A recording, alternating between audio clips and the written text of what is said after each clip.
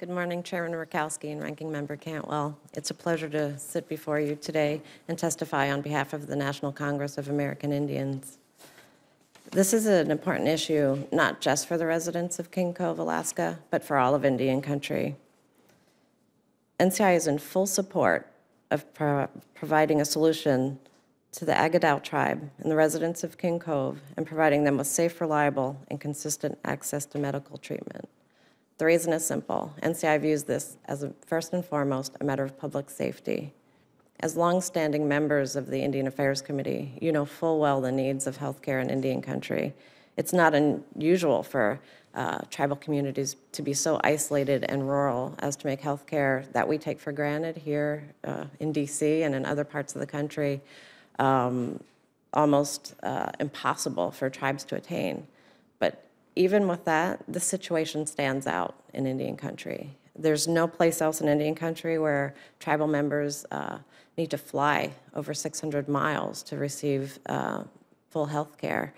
There's no place else where weather conditions will shut down complete access to health care for tribal members. You've stated the statistics very well, but I think what I want to focus on is something that Lieutenant Governor, I've already elected you, that Lieutenant Governor brought up. And these are conditions where tribal members and the residents of King Cove suffer from broken bones, they're in childbirth, there's internal bleeding. When weather conditions shut down these airports, they may wait hours or even days to receive health care. Even in Indian country, this is an extreme situation that we don't feel can be ignored and that we think has to be fixed.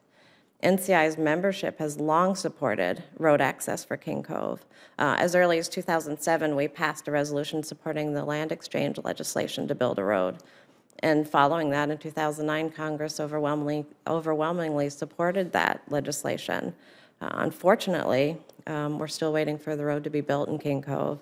And mostly due to concerns with the disruption that building a road through the Eisenbeck National Refuge would cause.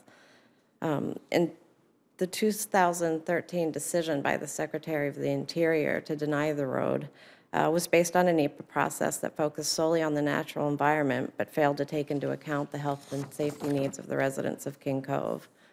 Following that decision, NCI's members spoke again. In March of 2014, we passed legislation again supporting land exchange legislation.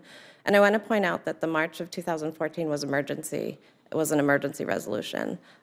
It's not often that NCI acts on resolutions at our Executive Council winter session because we usually pass those resolutions during our membership meetings. But our board, NCI's board, felt so strongly that this was a resolution that was emergency in nature and national in scope that we passed a March 2014 resolution supporting the residents and the Agadao tribe of King Cove. Again, in 2015, we passed a subsequent resolution supporting the need for a road. And the reason we wanted an additional resolution was because we wanted our general membership to speak on it too. This is an issue that has been brought up by our board, by our members of our board from Alaska, and by our membership throughout Indian country as one of an injustice that needs to be fixed. I want to make sure that the committee understands NCI does support and respect the Secretary's responsibility to maintain the refuge.